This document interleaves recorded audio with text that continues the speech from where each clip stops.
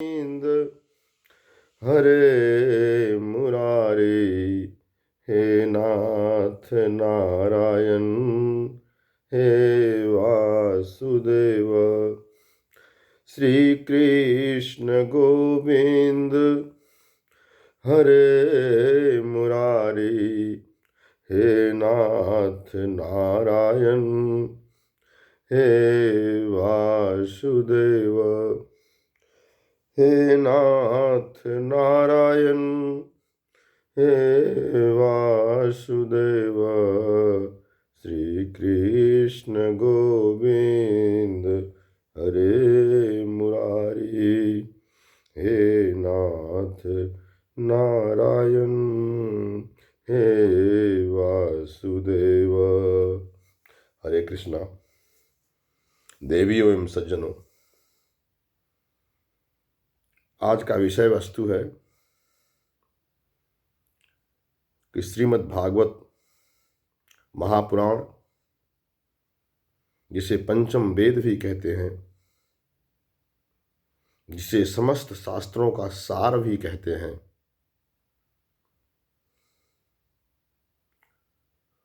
उसके संपूर्ण पाठ का फल प्रत्येक दिवस हम कैसे प्राप्त करें। आज का इस वीडियो का जो विषय वस्तु है, जो टॉपिक है, वो यही है।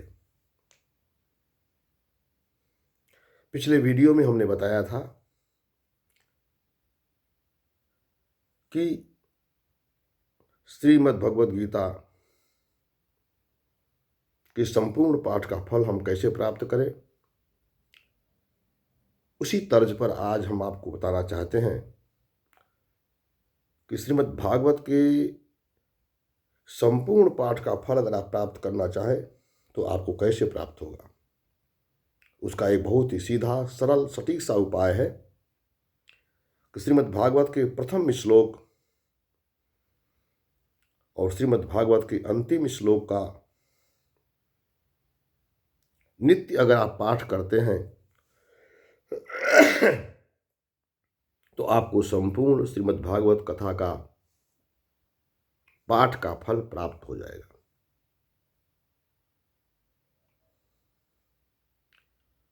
तो आइए चलते देखते हैं कि श्रीमद् भागवतम का प्रथम श्लोक क्या है और उसका संक्षिप्त में अर्थ क्या है। तो श्रीमद् भागवत के प्रथम चरण का यानी प्रथम स्कंद का पहला श्लोक मंगलाचरण में आता है। वो है कि जन्माद्यस्य यतो अन्यादि तरतश्चार्थे स्वभिज्ञः स्वराट् तेने ब्रह्म हृदाचयादि कवये मुह्यन्ति यत् सूरयः तेजो वारि मृदां विनिमयो यत्र त्रिसर्गो अमृषा धाम्ना स्वेन निरस्तकुहकं सत्यं परं धीमहि। यह मंगलाचरण का पहला श्लोक संपूर्ण श्रीमद् भागवत की कथा का सार है। यह श्लोक जन्माद्यस्य यतो अन्यादि, जन्म के ज से शुरू होता है और श्रीमद् भागवत का अंतिम श्लोक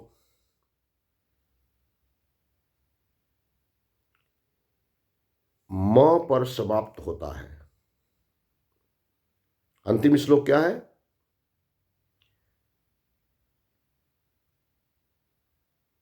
नाम संकीर्तनम यस्य सर्व पाप प्रणाशनम, नाम संकीर्तनम यस्य सर्व पाप प्रणाशनम प्रणामो दुख समनस्तम नमामि हरिम परम।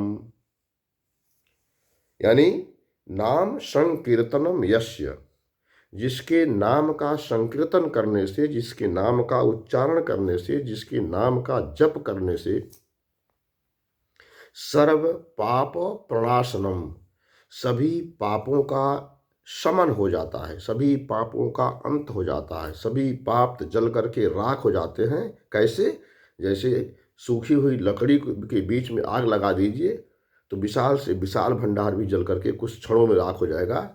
उसी तरह से भगवान के नाम का उच्चारण करने मात्र से हमारे जीवन के अनंत काल के जीवन के संचित पाप कर्म नष्ट हो जाते हैं जल करके। तो वही कहा गया है पहली लाइन में कि नाम संकीर्तनम यस्य, यानी जिस परमात्मा के, जिस प्रभु के, जिस भगवान के, जिस कृष्ण के नाम लेने से,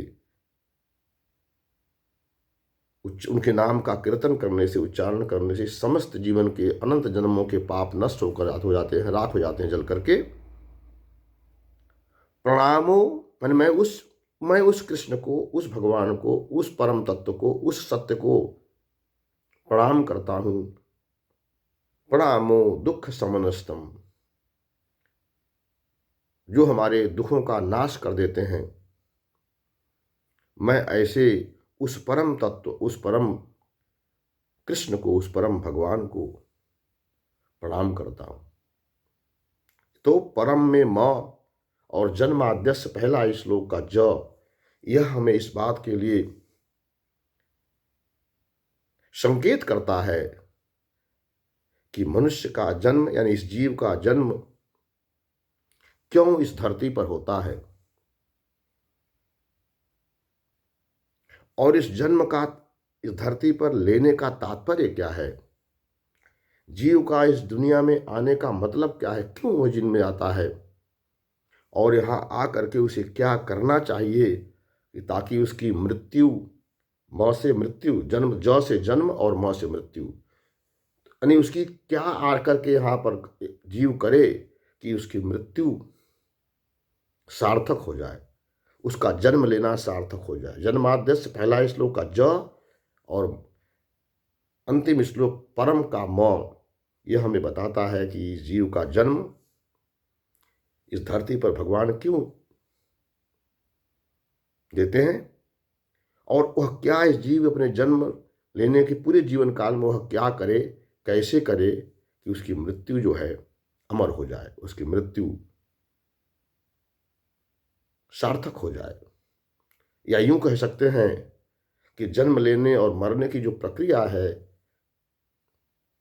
यह समाप्त हो जाए और यह जीव सदा सदा के लिए जन्म मृत्यु के चक्र से मुक्त होकर के भगवत धाम, जो उसका अस्थाई पता है, जो उसका अस्थाई घर है जीव का, अपने परमपिता परमात्मा के पास सदा सदा के लिए वह चला जाए और इस दुनिया में फिर दोबारा आकर के जन्मत मरत असह दुख होई, जन्म और मृत्यु के असहनीय दुखों से उसे मुक्ति मिल जाए। यह श्रीमद् भागवत का पहला श्लोक ज से शुरू होता है और अंतिम श्लोक परम के म पर समाप्त होता है। यानी जन्म और मृत्यु के बीच का जो हमारा चक्र है, जो यात्रा है, कैसी होनी चाहिए, श्रीमद् भागवत की कथा, श्रीमद् भागवत महापुराण का यह निष्कर्ष है। यानी अगर हम श्रीमद् भागवत की कथा का, श्रीमद् भागवत महापुराण का श्रवण करते हैं, चिंतन करते हैं, मनन करते हैं, अध्ययन करते हैं और उसको जीवन में धारण करने का प्रयास करते हैं, तो जीव का जन्म उसका सार्थक हो जाएगा, जीव की मृत्यु सार्थक हो जाएगी और जन्म और मृत्यु के बीच की जो हमारी जीवन यात्रा है वह अपने उद्देश्य को प्राप्त करने में सफल हो जाएगी। इस प्रथम श्लोक जन्माद्यस्य यतोन्वादि तर्तश्चार्थे सुविग्रह स्वराट तेने ब्रह्म हृदाचादि कवये मुह्यन्ति यत् सूर्यः तेजो वारि मृदाम यथा विनिमयो यत्र त्रिसर्गो अमृषा धाम्ना स्वेन निरस्तकुहकं सत्यम परम धीमहि। वेदव्यास जी इस श्लोक के माध्यम से संपूर्ण मानव जाति को, वह चाहे वह किसी भी देश, किसी भी काल में, किसी भी परिस्थिति में रहता हो, उसकी कोई भी जीवन सीमा हो, लेकिन इस एक श्लोक के माध्यम से आज संपूर्ण संसार में जो चारों तरफ अशांति है, चारों तरफ जो आतंकवाद है, जो क्षेत्रवाद है, जो भाषावाद है, जो प्रांतवाद है, जो एक दूसरे के प्रति विभेद की नीति है, लड़ने मारने मरने और मारने की जो जो नीयत हमारी बन गई है, चारों तरफ अशांति है, चारों तरफ आतंकवाद है, चारों तरफ युद्ध जैसी विभीषिकाएं हैं, चारों तरफ दुखों ही दुखों का पहाड़ सबके ऊपर टूटता हुआ दिख रहा है। ये सारे के सारे जो अशांति के कारण हैं, अनेकता के कारण हैं, विभेद के कारण हैं, लड़ाई झगड़े के जो कारण हैं, इस एक पहले श्लोक के माध्यम से हम समाप्त कर सकते हैं। पूरी दुनिया में जहाँ खरबों डॉलर खर्च होता है देश की सीमाओं की सुरक्षा में, जहाँ खरबों डॉलर खर्च होता है लोगों को एकजुट करने में, शांति की प्रसारण में, शांति के फैलाव में, एकता के लिए जहाँ हम इतना पैसा खर्च करते हैं, युद्ध के से में अपने देश की रक्षा के लिए जहाँ से खर्च करते हैं, अगर हम इस एक श्लोक के भाव को समझ लें और सारे दुनिया की सरकारें इस एक श्लोक के माध्यम से इसे अपने सरकार की नीति बना लें, तो शायद हमारे पूरी दुनिया से, पूरी पृथ्वी से युद्ध की विभीषिका सदा सदा के लिए समाप्त हो जाएगी। राष्ट्र की, किसी भी राष्ट्र की एकता और अखंडता पर कोई भी खतरा नहीं आएगा। इस श्लोक के माध्यम से व्यास जी क्या कहना चाहते हैं? वो कहते हैं कि सत्यम परम धीमहि धामना स्वेन निरस्त कुहकम सत्यम परम धीमहि। हे मनुष्यों, तुम उस एक सत्य को धारण करो, उस एक सत्य को धारण करो जो क्या है, वो सत्य क्या है? वो कहते हैं कि जन्माद्यस्य, जो जन्म आदि, जन्म और मृत्यु का, जो जन्म का आदि है, जो जन्म देता है मनुष्य को, जीव को जन्म देता है, जन्माद्यस्य, जो जन्म, मृत्यु और प्रलय, जो उत्पत्ति, जो संरक्षण और जो प्रलय का कारण है,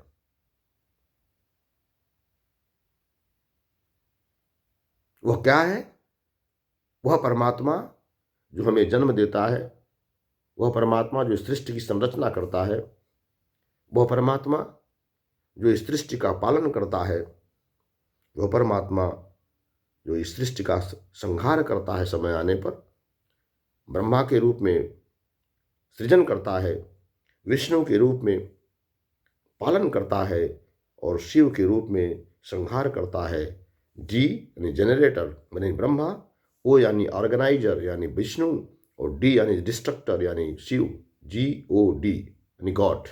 वह गॉड, वह भगवान जो इस सृष्टि का उत्पादन, इस सृष्टि की उत्पत्ति, इस सृष्टि का संचालन, पालन और इस सृष्टि का संहार करता है,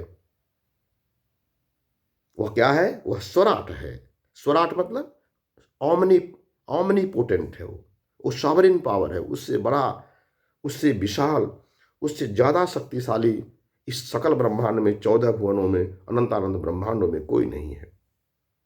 वह परमात्मा जो तेजो वारे मृदाम विनिमयो यथा यत्र निसर्गो त्रिसर्गो अमृषा धामना श्वेत न्यस्त कुहकम सत्यम परम धीमहि। वह परमात्मा जिसकी माया के आगे ब्रह्मा, शिव, देवताओं तक का कोई चक्र नहीं चलता, जिसके मोह से, जिसकी माया से मोहित हो जाते हैं। धामना स्वेन निरस्त कुहकम सत्यम परम धीमहि। जिस प्रकार से कोहरे के बीच में आप चलिए और जैसे जैसे आप चलते जाइए कोहरा समाप्त होता जाता है, उसी प्रकार से उस परमात्मा की शरण में आने से उस एक कृष्ण की शरण में आने से हमारे जीवन के जितने भी कुहक हैं, जितने भी कुहरे हैं, जितने भी झंझावात हैं, जितने भी हमारे बीच हमारी जो शंकाएं हैं, जो संदेह हैं, जीवन के रहस्य हैं, वो धीरे धीरे समाप्त होते जाते हैं और कुहरे की तरह यह जीवन साफ होता जाता है। ऐसे उस परमात्मा को हम अपने जीवन में धारण करें, जिसे हम सत्य के रूप में धारण करें। उसे हम कोई नाम न दें, उसे हम कृष्ण न कहें, उसे हम राम न कहें, उसे हम विष्णु न कहें, उसे हम ब्रह्मा न कहें, उसे शिव न कहें, उसे हम बुद्ध न कहें, उसे हम कुछ भी नाम न दें।